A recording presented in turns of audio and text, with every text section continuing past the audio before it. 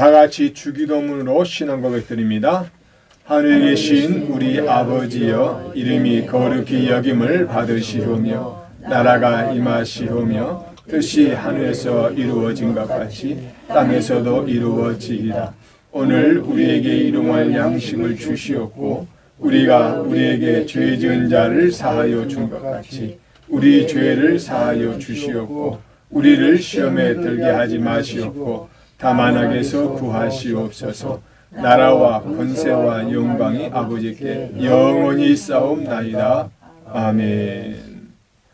할렐루야. 사랑과 은혜가 풍성하신 하나님 아버지, 11월 마지막 주일을 허락하시고 이렇게 주임 전에 불러주셔서 주 앞에 나와 함께 예배하게 하시니 감사합니다. 우리 마음과 정성과 뜻을 모아 하나님께 예배하길 원하오니 우리의 예배를 흥행하시고 하나님의 하나님 은혜를 베풀어 주셔서 날마다 주님이 함께함을 체험하고 나갈 수 있는 귀한 복된 시간 되게 도와주시옵소서. 예수님 이름으로 기도하옵나이다. 아멘. 우리 찬송가 436장 찬송합니다.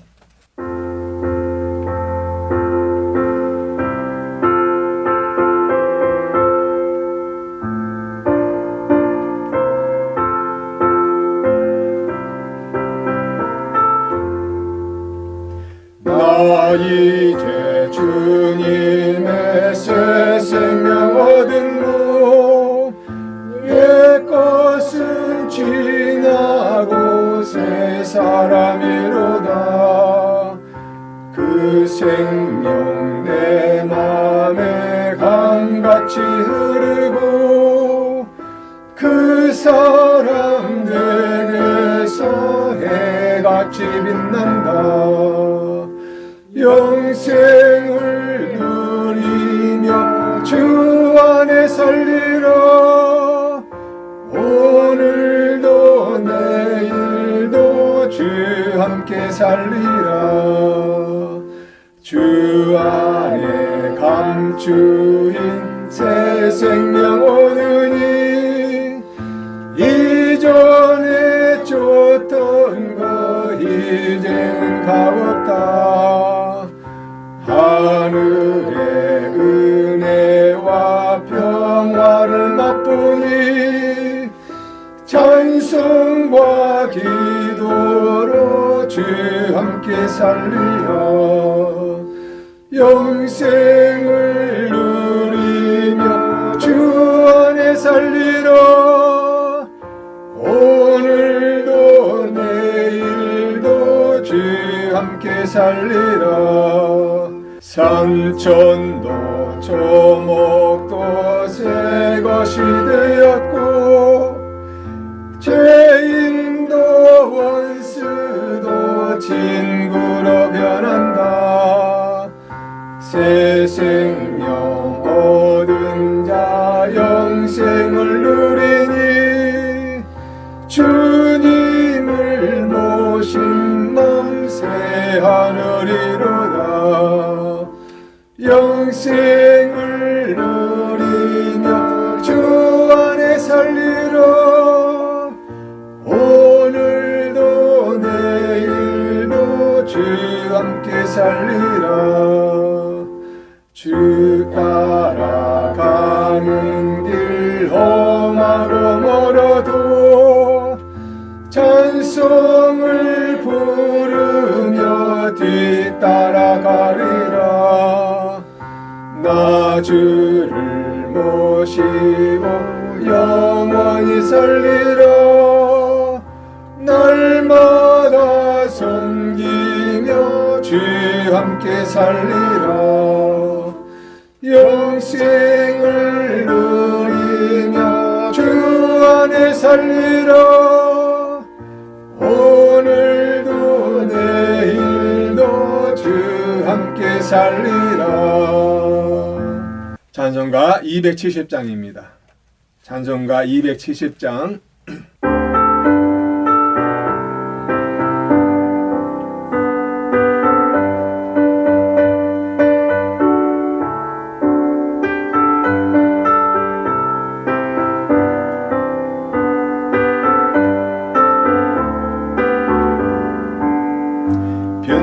주시는 주님의 사랑과 거룩한 보혈의 공로를 우리 다 찬양을 합시다. 주님을 만나볼 때까지 예수는 우리를 깨끗게 하시는 주시니 그의 피 우리를 눈보다 더 길게 하셨네. 우리를 깨끗게 한 피는 무궁한 생명의 물일세. 생명의 구원을 받은 자 하나님 찬양을 합시다. 예수는 우리를 깨끗게 하시는 주시니 그의 피 우리를 눈보다 더 이게 하셨네.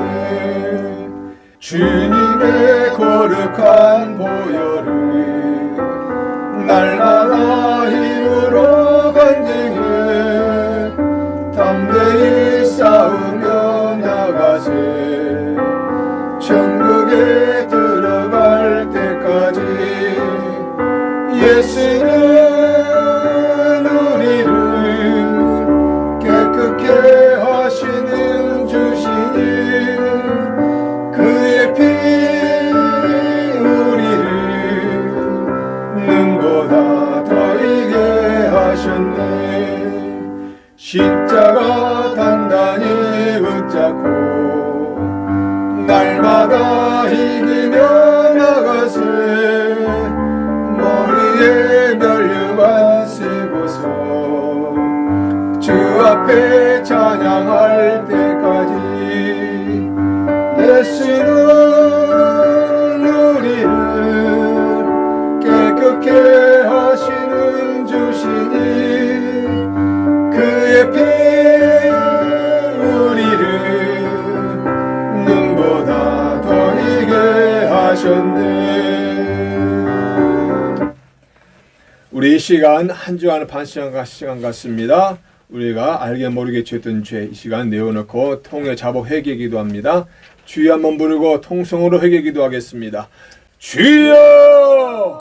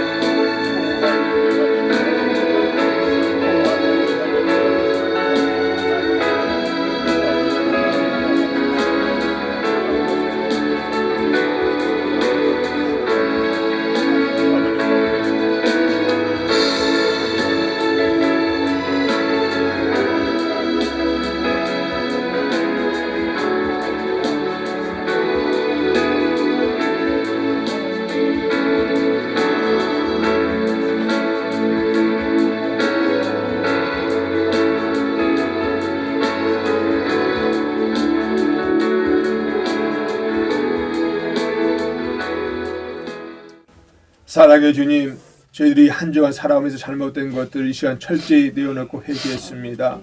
저희들을 불쌍히 여겨주시고 저희들의 모든 죄를 다 씻어준 줄 믿습니다. 아멘. 그러므로 이제 그리스도 예수 안에 있는 자에게는 결코 정죄함이 없나니 이는 그리스도 예수 안에 있는 생명의 성령의 법이 죄와 사망의 법에서 너를 해방하였음이니라. 아멘. 할렐루야. 아멘. 하나님 말씀 받겠습니다.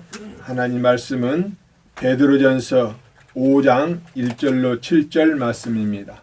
베드로전서 5장 1절로 7절 말씀, 신약성경 382쪽에 있습니다. 베드로전서 5장 1절로 7절 말씀, 신약성경 382쪽 5장 1절로 7절, 제가 먼저 보겠습니다. 너희 중에 장로들에게 권하노니 나는 함께 장로된 자요 그리스도의 고난의 증인이요 나타날 영광에 참여할 자니라. 너희 중에 있는 하나님의 양무리를 지되 억지로 하지 말고 하나님의 뜻을 따라 자원함으로 하며 더러운 이들을 위하여 하지 말고 기꺼이 하며. 3절 맡은 자들에게 주장하는 자세를 하지 말고 양무리의 본이 되라. 그리하면 목자장이 나타나실 때에 시들지 아니하는 영광의 관을 얻으리라. 젊은 자들아 이와 같이 장로들에게 순종하고 다 서로 겸손으로 허리를 동이라. 하나님은 교만한 자를 대적하시되 겸손한 자들에게는 은혜를 주시느니라. 그러므로 하나님의 능하신 손 아래에서 겸손하라. 때가 되면 너희를 높이시리라. 너희 염려를 다 주께 맡기라. 이는 그가 너희를 돌보심이라. 아멘. 할렐루야. 지난 시간에 우리가 베드로전서 4장 12절로 19절 말씀을 가지고 믿음으로 고난을 극복하자라는 제목으로 말씀을 들었습니다. 그때 세 가지를 말씀드렸는데, 첫째, 연단하는 불시험을 이기자. 베드로 사도는 닥쳐올 박해가 연단하는 불시험이라고 말씀했습니다. 예수님도 마태복음 24장에서 장차할 큰 환란에 대해서 예고하셨는데, 그때에 큰 환란이 있겠습니다. 창세로부터 지금까지 이런 환란이 없었고 후에도 없으리라고 하셨습니다. 그래서 베드로 사도는 정말로 이 경고의 말씀처럼 앞으로 큰 박해가 이제 닥쳐왔다는 것이죠. 그래서 이 고난이 오히려 성도들의 믿음을 더 단련시키는 것이라고 말씀하시고, 고난 너머에 계시는 주님을 바라보라고 우리에게 말합니다. 그래서 우리는 이 고난 너머에 계시는 불시험을 이기시길 바랍니다. 두 번째는 고난받은 자에게 주시는 복이 있다고 말씀했습니다. 예수 그리스도의 이름으로 치욕을 받으면 오히려 그것이 하나님께 영광이 된다는 거예요. 물론 치욕을 받으면 마음이 상하고 또 여러 가지 고난이나 역경을 당하면 마음의 상처가 있긴 있습니다. 그러나 그것이 주님을 위한 것이라면 오히려 우리에게는 그게 복이 된다는 사실입니다. 우리는 그 사실을 깨닫고 오히려 감사하고 기뻐해야 될 줄 믿습니다.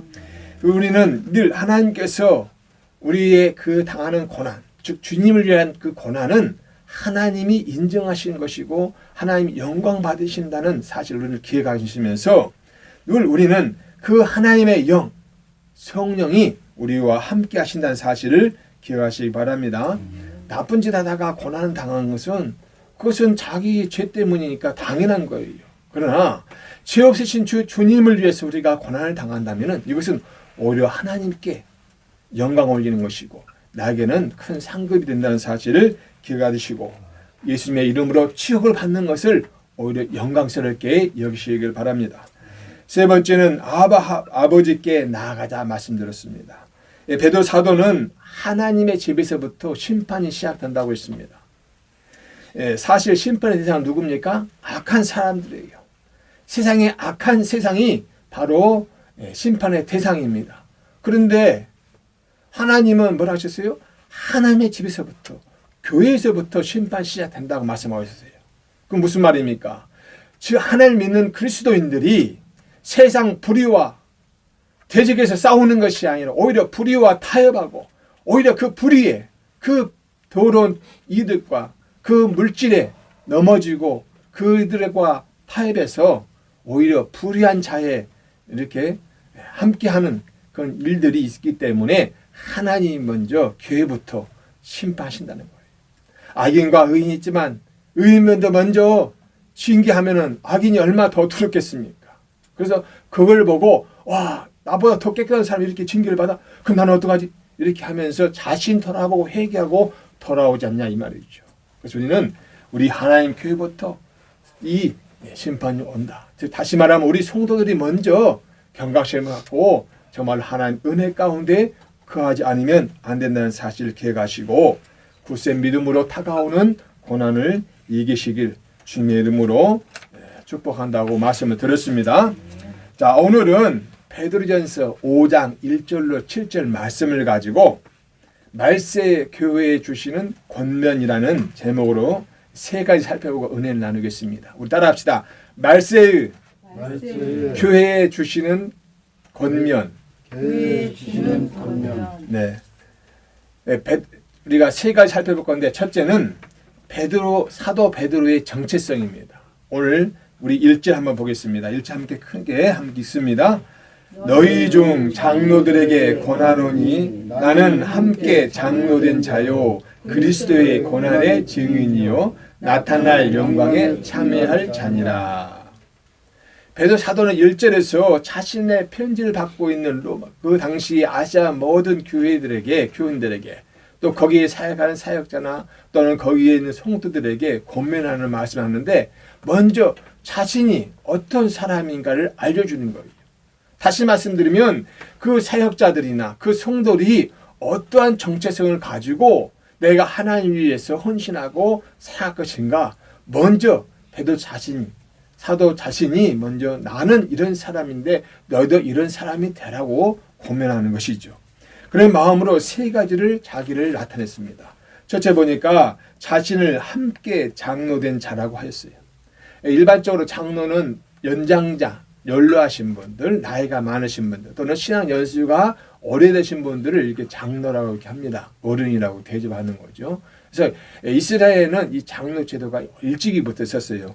출애굽기 3장 16절 말씀 보니까 너는 가서 이스라엘의 장로들 모으고 그러니까 이스라엘은 그 족장 시대 아닙니까? 모세 이후로 많은 족장들 12지파 이렇게 지파들이 있었는데 그 각 지파마다 5명에서 6명 정도의 그 장로들을 세웠어요. 나이 연장자들을. 그리고 그들이 또 모여가지고 장로회를 만들었습니다. 그런데 그들이 이 민족이 어디 갈 것인가, 어떤 지파는 뭘 하고 할 것인가 이런 일을 상의할 때에 이 장로회가 있는데 이 모세가 그들을 불러 모아다 오죠. 이때 최초의 장로라는 이름이 나오거든요. 그런데 이 예수님 당시에도 이 장로들이 있었어요. 그런데 그들은 바로 이 12지파들의 쭉 내려온 계보를 따라서 각 지파의 어른들이 장로로서 이스라엘 장로로 있었는데 저 오늘 보면 베드로 사도가 말하는 장로, 아는 장로, 너희들 중에서 장로라 할때 이 장로는 바로 하나님이 세우신 교회 또 그의 모인 성도들이 뽑은 바로 그 장로를 의미합니다. 그래서 이 교회의 쉽게 하면 최고의 어떤 직분자라고 할 수 있는 장로. 오늘 우리가 교회에서 장로님 전하잖아요. 바로 그 장로를 의미합니다. 그래서 사실 이 교회에서 이 제도는 이 신학시대부터 사도행전에 보면은 초대교회부터 시작되는데 집사부터 해서 이제 장로 이렇게 직분자들 세워지는데 그것은 나중에 우리가 또 성경 공부하면서 알겠는데 오늘 말씀 보면은 이 베드로는 어떤 분입니까? 사도예요, 사도. 사도는 장로보다 원래 직급이 더 높을 수 있습니다. 왜? 예수님 바로 직전 제자이기 때문에. 그런데 이 사둠에 불구하고 뭐라 하겠습니까? 나는 너희와 함께한 장로라고 하고 장로. 함께한 장로다. 장로가 함께 됐다는 이야기죠. 그래서 이와 같이 쉽게 말하면 예수님 복음 시대에 예수님이 복음을 전할 때 많은 수많은 사람들이 있었고 그 중에서 특별히 자신을 따르는 사람 몇 사람을 뽑았어요? 12명을 뽑아서 다른 제자와 달리 뭐라 하셨냐면 사도라고 칭을 주셨어요. 사도라고. 그래서 그 12사도는 다른 제자와 다르게 항상 주님과 함께 동행했어요. 어딜 가든지 항상 따라다녔어요.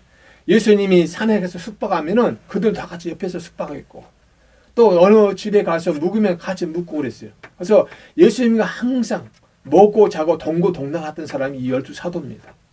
물론 그 지역에 다니다 보면 또 예수님이 전도대 70명도 모으고 해가지고 보내기도 하고 하지만 그들과 차별이 있는, 그러니까 가장 예수님께서 예수님의 생활상을 다 보고 또 예수님이 하신 말씀들 다 옆에서 들은 사람들이에요. 그런 사도임에도 불구하고 자신은 뭐라 했어요? 바로 장로라고 했단 말이에요. 쉽게 말하면 너희들이 교회에서 성도들이 뽑은 장로인데 너희나 나나 교회의 어떤가 최고 직분으로서 주신 사역이 비슷하다. 그만큼 너희들 권위가 있다. 이런 말씀이죠. 아무튼 이렇겠지 사도들은 예수님 전반의 그 복음을 다 들었었어요. 특별히 이 베드로 사도는 어떻습니까? 굉장한 능력자 아닙니까? 하나님이 주신 능력이 있는데 아무튼 이 사도들이 각 교회를 개척하고 다니면서 교회마다 어떻게 했어요? 직분자를 세우고 그 중에서 목회자를 세우면서 또 장로를 세웠다는 것이죠. 우리가 바울 사도를 통해서 보면은 이 제자 디도에게 디도 목회자에게 주신 편지 속에서 우리가 교회에서 장로를 세웠음을 우리가 알 수가 있습니다. 디도서 1장 5절 말씀 보니까 내가 너를 그레데에 남겨둔 이유는 남은 일을 정리하고 내가 명한 대로 각 성에 장로들을 세우게 하려 함이니 그랬어요. 쉽게 말하면 뭡니까? 이 디도라는 목회자를 통해서 각 성에 그 지역을 관리할 수 있는 장로들을 세웠다는 거예요. 그러니까 교회에서 장로를 세웠다는 거죠. 그러니까 이스라엘 지파의 어떤 장로가 아닌 교회의 장로, 이런 직분제가 있음을 우리에게 알려주고 있습니다. 그래서 이러한 절차에 대해서 따라서 이 사도들은 교회의 장로를 세움받았기 때문에 이 베드로 사도도 또 사도 요한도 자신들 뭐라고 했어요? 장로라고 이렇게 이야기하는 거죠. 두 번째는 자신을 뭐라고 했냐면은 그리스도의 고난의 증인이라고 했습니다. 베드로 사도는 예수님의 수제자예요. 그래서 예수님이 어디를 가든지 따라다녔어요. 아까 말씀드렸지만 심지어 어떤 때 변화산에서 예수님이 변화하실 때에도 가장 먼저 그 앞에 세 명 중에 한 명으로서 예수님과 변화산에서 같이 있었단 말이에요. 그 정도로 신임받은 사람이에요. 그리고 그는 빌라도 법정에서 예수님이 당하신 모든 뭡니까? 채찍을 맞으시고 고문을 당하는 거 다 봤어요. 다른 제자 다 도망갔는데 이 베드로는 뒤에 몰래 따라와가지고 그 법정에 가서 직접 예수님이 맞은 거 봤단 말이에요. 나중에 예수님 보시고 말했잖아요. 당이 세 번 울 때까지 네가 날 배반할 거라고 할 정도로. 그렇게 목격했단 말이죠. 그뿐입니까? 예수님께서 십자가에 달리실 때 그 밑에서 예수님께 그 달리실 목적 죽으실 때까지 보셨단 말이에요. 그러니까 어떻습니까? 자기는 예수님의 그 고난을 다 목격한 사람이에요. 다른 제자보다도 다른 사도들보다도 더 가까이. 나중에 부활하신 그 주님 그 무덤에 누가 먼저 달려갔습니까? 베드로 아닙니까? 베드로가 먼저 부활의 그 무덤에 가셔서 보셨잖아요. 봤잖아요. 그런데 예수님이 안 계신 거 보시고. 그것처럼 가장 신임받은 사람이고 예수님의 고난을 동참한 그런 사람이라고 말씀하고 있어요. 세 번째는 장차 나타날 영광에 참여할 자라고 자신을 소개하고 있어요. 이 베드로 사도만큼 이렇게 가깝게 진 사람이 없잖아요. 그런데 특별히 또 예수님께 사명을 받은 거예요. 요한복음 21장 15절 말씀 보니까 그들이 조반 먹은 후에 예수께서 시몬 베드로에게 이르시되 요한의 아들 시몬아 내가 이 사람들보다 나를 더 사랑하느냐 하시니 이르되 주님 그러하오이다. 내가 주님을 사랑하는 줄 주님께서 아시나이다. 이르시되 내 어린 양을 먹이라 하시고 사실 15절부터 17절까지 예수님께서 내가 이 사람들보다 나를 더 사랑하느냐 세 번을 질문해요. 제가 길어서 제가 15절 한 절만 했는데 뭐라 했습니까? 내 양을 먹이라. 내가 당신 주님을 사랑하는 줄 주님 아시지 않습니까? 하니까 뭐냐면 내 양을 먹이라. 이런 특별한 그는 사명을 받은 사람이 바로 베드로예요. 그렇기 때문에 나중에 사도행전 2장에 보면 어떻습니까? 성령이 임하신 다음에 그가 설교하니까 3,000명, 5,000명씩 회개하고 돌아온 일 있지 않습니까? 그뿐입니까? 안진병 일으켰고 또 도로가난 죽은 여자도 일으켜 세우고 또 고린도 가정에서 그들에게 복음을 전해가지고 그 가정 모두 다 이방인이지만 다 구원시키잖아요. 그 고넬료가 이방인인데도 구원받았기 때문에 오늘날 우리도 구원받을 수 있는 그 길이 열린 겁니다. 유대인만 구원받을 수 있는 것이 아니라 헬라인도 이방인도 구원받을 수 있다는 사실을 그때 증명해 준 거예요. 그래서 오늘날 대한민국 사람은 우리도 예수 믿으면 구원받는 거예요. 그런 유대인이 했던 사람이 누구예요? 바로 이 사도 베드로란 이야기예요. 그렇기 때문에 나중에 예수님 그 증거하다가 나중에 어떻습니까? 내려 환경에 잡혀서 결국은 처형을 당하지 않습니까? 그 순교하기까지 복음을 전했던 사람이고, 순교할 때도 어떤 모습을 순교했어요? 역십자가. 우리 십자가 이렇게 됐잖아요. 빠져 세웠잖아요. 베드로 사도는 이렇게 죽는 거 주임과 동등하게 죽을 수 없다고 거꾸로 해달라고 해서 그는 베드로 사도는 거꾸로입니다.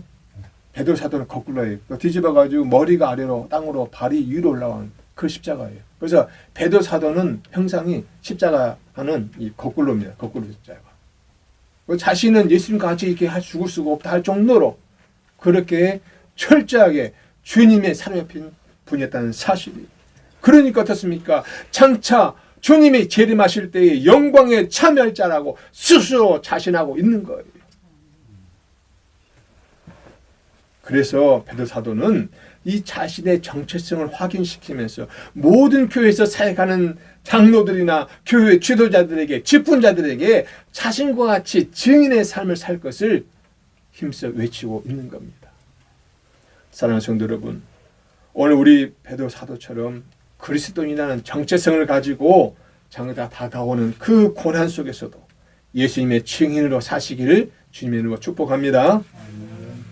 두 번째는 교회 지도자들에게 주는 권면이 있습니다. 우리 2절로 4절을 함께 보겠습니다. 2절로 4절입니다.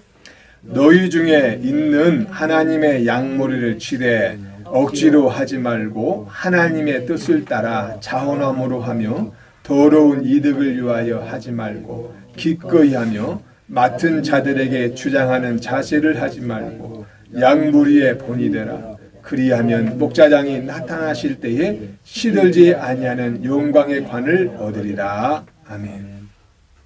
베드로 사도는 장로, 교회 지도자 또는 그 직분자들에게 지금 세 가지의 권면을 하고 있어요.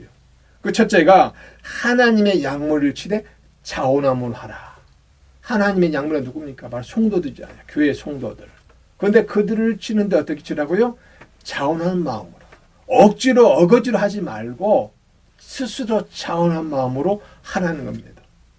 특별히 성경 시편 23편에서는 하나님 목자로 또 성도들 하나님 백성을 뭐라 하겠습니까? 양으로 치셨지 않습니까? 시편 23편 1절 뭐라 하겠습니까? 여호와는 나의 목자시니 내가 부족함이 없으리로다. 이 신화 시대는 성도포로 양입니다. 그래서 그 영적인 이스라엘 양물인데 그들을 치는 자가 누구예요? 바로 교회의 장로고 또 나중에 보면 나오겠지만 그 권면한 권사라든지 또는 이 감독이라든지 목회자인 겁니다. 근데 그들이 바로 중직자들인데 그들이 그 양을 칠 때 어떻게 치라고 권면하냐? 자원한 마음을 하라는 것이죠. 하나님께서 양물을 치시는 그 지도자를 세우실 때요, 아무나 쓰시는 거 아니지 않습니까? 아무나 쓰시는 거 아니에요.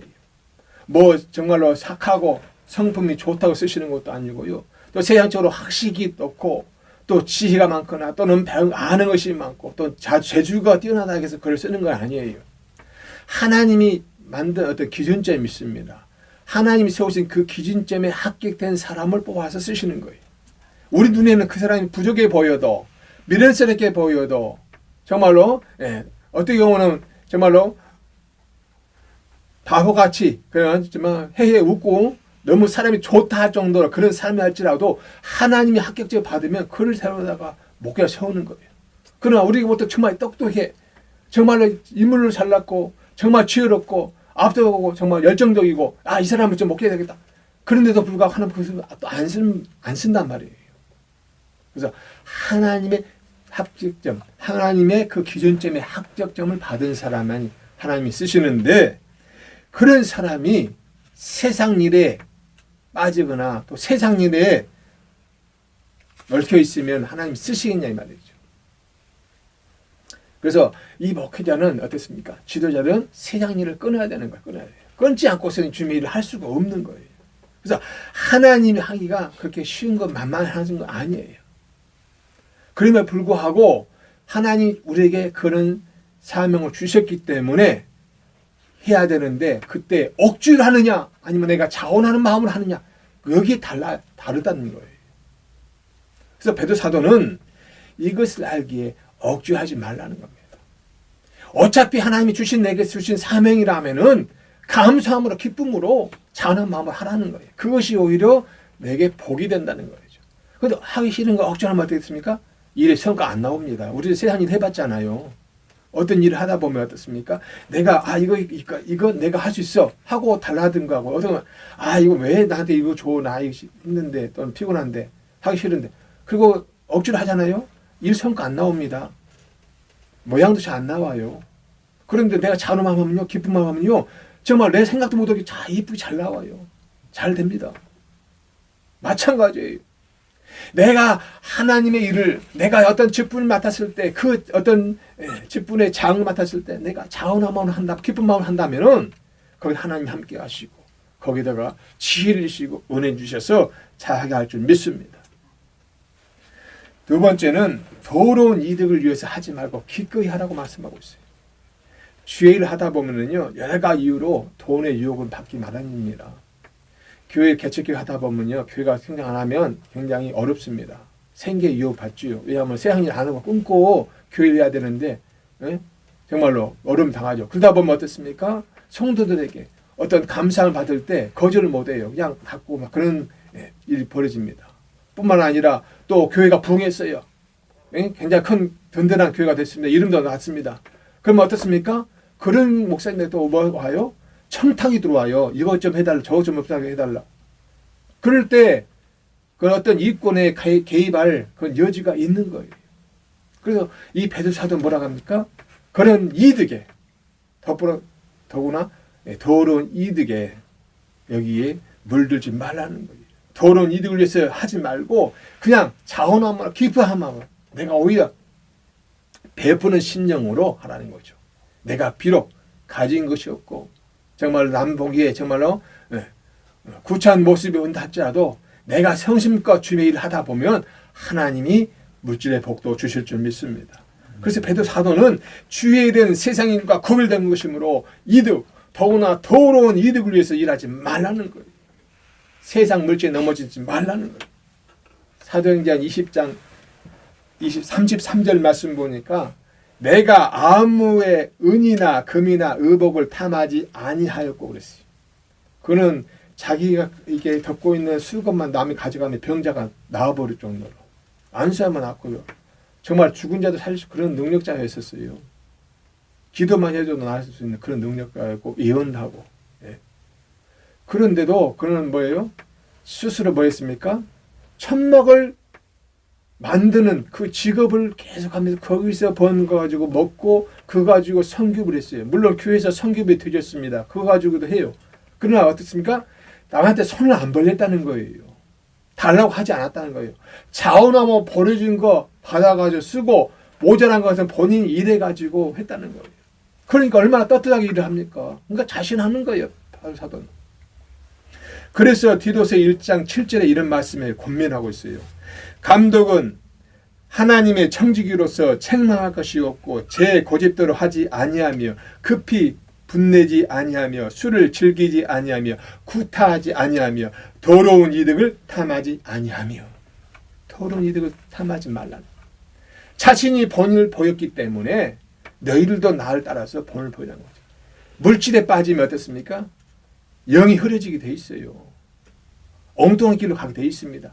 우리가 세상도 봐도 그렇지 않습니까? 정치가 청렴하게 처음에는 청년 때 정말로 새로만 이 나라 이민족을 위해서 열심히 일하겠다고 하면서 국회의원 나왔어요. 당선됐습니다. 그런데 어떻습니까? 나중에 여러 이권들 옵니다. 건설사들이 뭐 건축할 때 좀 도와달라 하면서 옵니다. 그러다 보면 돈이 들어와요. 국회의원 생각도 돈 안 들어갑니까? 들어가죠. 거기 대주겠다 하면서 옵니다. 그럼 어떻게 돼요? 점점점 그 이권의 돈에 빠들어서 나중에 청렴하게 국가 국민을 위하겠다는 사람이 어떻게 돼요? 나중에 자기 뱃속 차리는 그런 국회의원으로 바뀐다는 이야기예요. 물질의 욕에 안 넘어갈 사람이 없는 거예요. 그래서 우리는 그걸 철저하게 비교하라고 주신 말씀이 이거예요. 더군다나 저나 우리 직분자들에게 주신 이 말씀, 우리가 늘 기억해야 되겠고, 주의 일은 이익을 따라 하는 것이 아니라 기꺼이 당연히 해야 하는 사실을 기억하시고 주의 일을 전함으로 하나님 주신 복을 누리시길 바랍니다. 세 번째는 맡은 자들에게 주장하는 자세를 하지 말고 양무리의 본이더라고 말씀하고 있어요. 주장하는 자세를 한다는 것은 자신을 높인다는 것 또는 자신의 권위를 세운다는 것이죠. 사실 어떤 장을 맡다 보면요, 그 자기 그 조직을 이렇게 이끌어가기 위해서 때로는 엄하게 할 수도 있고요, 이렇게 이끌어 하다 보면은 또 이렇게 몰아칠 수도 있습니다. 그때 어떤 사람 그것을 권위로 이렇게 볼 수도 있어요. 그런데 문제는 그것이 일상 하다 보면은 몸에 배해버리다 보면은 나도 모르게 그런 권위의식이 나와보게 돼 있어요. 돼요. 그런데 그것이 어떻게 해요? 지금 베드로 사도는 조심하라는 거예요. 조심하라. 물론 교회를 하다 보면은 누구를 지도하고 또 지시도 해야겠지만, 그런데서 억지로 지시하거나 시키거나 또 권위로 복종케 하는 것은 하나님이 원치 않으신다는 거예요. 스스로 승복케 하게 하는 거죠. 전에 제가 한번 설교에서 말씀한 것 같은데, 사람을 승복시키는, 내 사람을 만드는 방법 세 가지 있다고 했잖아요. 세 가지. 첫째 뭐가 있다고 했어요? 힘으로 굴복시키는 거예요. 내 말 안 들으면 너 그렇게 하면서 권력으로 그를 내 아래 사람으로 만든 사람이 있어요. 두 번째는 물질로, 돈으로 삽니다. 또는 그 물질에 의해서 그 사람이 굴복해서 자신은 와요. 내가 계속 지원해주고 하니까 그 돈에 의해서 어쩔 수 없이 사람의 말을 따르죠. 물질에 의해서. 세 번째 뭡니까? 내 마음, 그 사람을 사랑하고 도와주고 선대하는 그 선한 마음을 하다 보면 그 사람이 감동받아서 와요. 그런데 나중에 보면 어떻습니까? 권력 떨어지면 그 사람 떠나요. 돈도 떨어지면 떠나요. 그러나 이 마음을 줬던 사람은요, 돈이 있거나 권력이 있거나 없거나 상관없이 그 사람을 따라가게 돼 있어요. 다 이겁니다.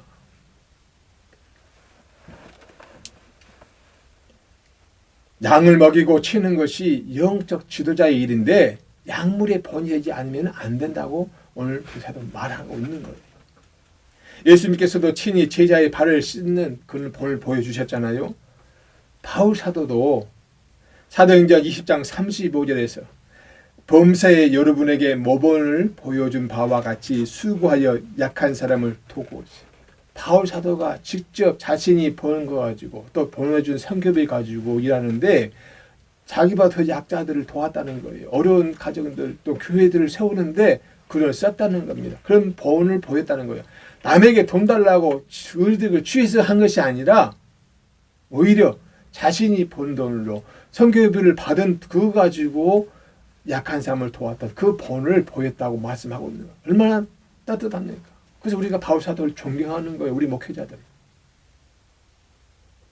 이렇게 예수님의 본을 따라서 하는 지도자에게는 목자장이 나타나실 때에, 예수님께서 재림하실 때에 시들지 않는 영광의 면류관을 주신다고 약속하신 거예요. 사랑하는 성도 여러분, 영적 지도자, 목회자에게 주시는 그 면류관은 시들지 않는 영광의 면류관이 있습니다만, 그 신앙의 경주를 잘 마친 성도들에게도 각자에게 면류관이 있는 줄 믿으시길 바랍니다. 그 면류관을 사모하시는 저와 여러분 되시기를 주님의 축복합니다. 세 번째는 성도들에게 주시는 권면입니다. 우리 5절로 7절 말씀 함께 봅니다. 젊은 자들아, 이와 같이 장로들에게 순종하고 다 서로 겸손으로 혈의를 동이라. 하나님은 교만한 자를 대적하시되 겸손한 자들에게 은혜를 주시느니라.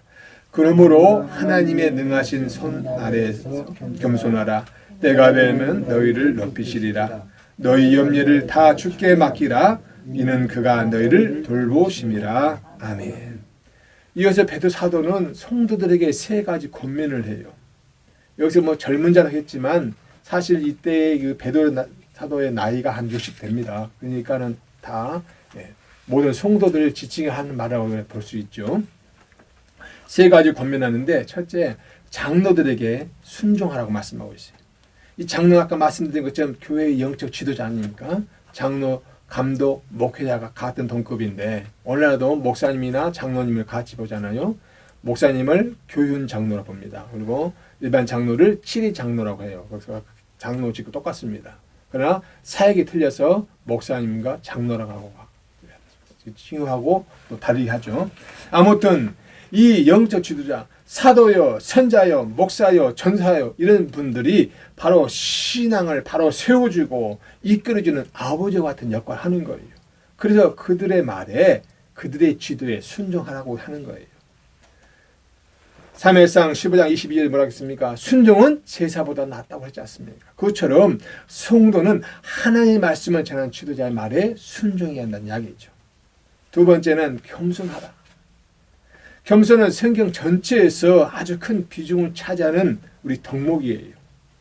잠언 22장 4절 말씀 보니까 겸손과 여호와를 경외함의 보상은 재물과 영광과 생명이니라 하셨어요. 겸손한 사람을 싫어할 사람 누가 있어요? 없습니다. 겸손하면 다 사람들이 좋아 보이고 좋아해요. 하나님도 기뻐하십니다. 우리 예수님의 성품도 뭐예요? 온유와 겸손 아닙니까? 마태복음 11장 29절 말씀 보니까 나는 마음이 온유하고 겸손하니 그 겸손한 마음으로 우리는 닮아야 됩니다. 그리고 성도가 겸손해야 될 이유가 구약성경 스바냐 선자가 하신 말씀 속에 있어요. 스바냐서 2장 3절 말씀 보니까 여호와의 규례를 지키는 세상의 모든 겸손한 자들아 너희는 여호와를 찾으며 공의와 겸손을 구하라. 너희가 혹시 여호와의 분노의 날에 숨김을 얻으리라. 겸손한 자를 분노의 날에 숨겨주신다는 거예요. 악한 세상을 심판하실 때 겸손한 자를 빼서 구원해 주시겠다는 약속의 말씀 아닙니까? 이처럼 겸손은 생명을 지키는 중요한 성품인 줄 아시길 바랍니다. 세 번째는 모든 염려를 주께 맡기라는 거예요. 염려는 마음이 편치 않다. 마음이 여러 갈래로 갈라진다, 나뉜다는 뜻이 갖고 있어요. 국어사전 보니까 앞일에 대하여 여러 가지로 마음을 써서 걱정함이라고 되어 있는데 비슷한 단어가 뭡니까? 걱정, 근심 이런 거 있잖아요. 그런데 심려 같은 거 있는데 이 베드로 사도가 우리에게 뭐라고 하셨어요? 염려하지 말라는 거예요. 주께 맡기라는 겁니다. 사실 세상 살이가 쉽지 않지 않습니까? 이 어려운 때 특히 이 팬데믹, 코로나 팬데믹 이후로 세계 경제가 확 추락했습니다. 물가는 치솟고 일자리는 지금 없어지고 있는 상태에서 굉장히 먹고 살기 힘든 시대에 왔어요. 이 어려운 세계 또 수많은 사건 사고들이 있는 이때 우리가 한치 앞도 내다볼 수 있는 이런 시대를 우리가 살고 있는데 걱정 안 할 수가 있겠습니까? 당연히 걱정되지요. 그런데 주님은 뭐라 하셨어요? 걱정하지 말라는 거예요.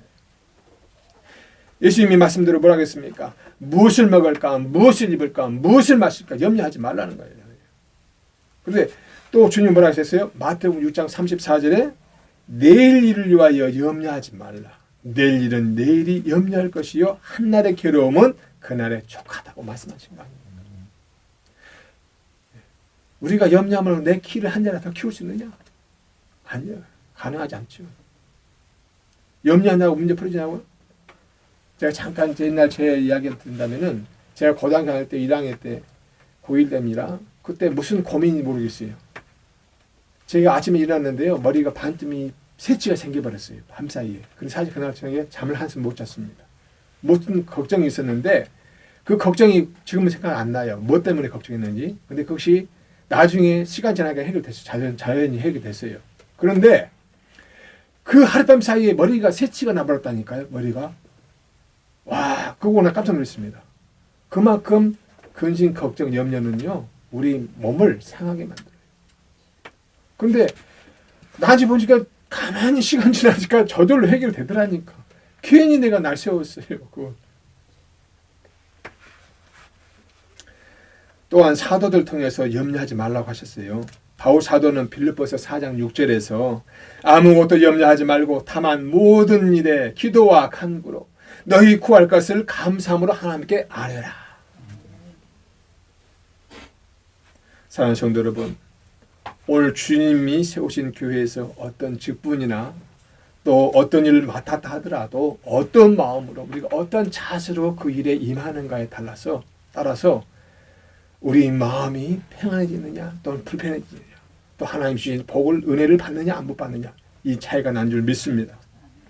베드로 사도를 통해서 주시는 이 권면들을 우리가 잘 기억하시고 하나님 앞에 늘 겸손하고 성도들 아끼고 또 사랑하고 어떤 역경과 시험 온다 할지라도 믿음으로 승리하시기를 바랍니다. 우리 새 일산교회에 주신 새 계명 서로 사랑하라 서로 의지하라 주의 은혜 안에 거하라 주의 말씀 안에 거하라 이 말씀을 늘 기억하면서 우리에게 닥쳐오는 그 고난과 역경이 있다 할지라도 지금 당장 내가 내일이 걱정된다 할지라도 그 걱정 주님께 맡겨버리시고 믿음으로 승리하시기를 주님의 이름으로 축복합니다. 우리 다 같이 말씀 생각하시면서 주여 한번 부르고 기도하겠습니다. 주여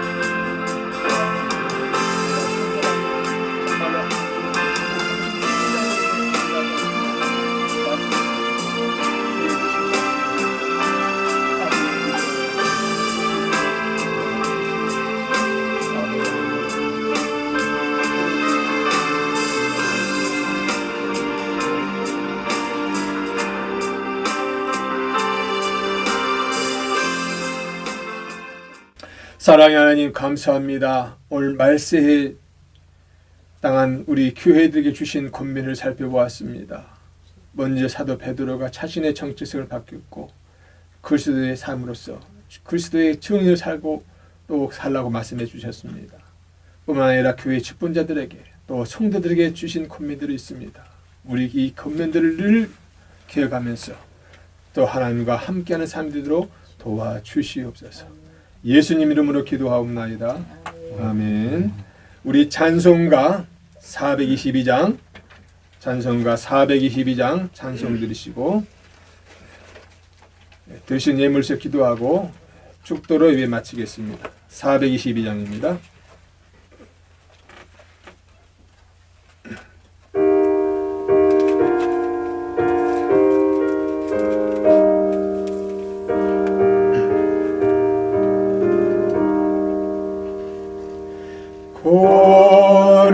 거룩하게 하소서 진리의 주님이여 나의 마음의 죄악을 불태워 주옵시고 쓰심에 합당한 깨끗한 그릇으로 쓰임받게 하소서 하나님 나라 위에 사랑하게 하소서 사랑의 주님이여 십자가로 우리를 화목해 하셨으니 마음과 뜻 놓아 정성을 다하여서 봉사하게 하소서 하나님 영광 위에 기도하게 하소서. 응답해 주님이여. 나의 생각 나의 뜻 버리게 하옵시고 주께서 원하는 바른 뜻 깨달아서 응답받게 하소서. 하나님 이름 위에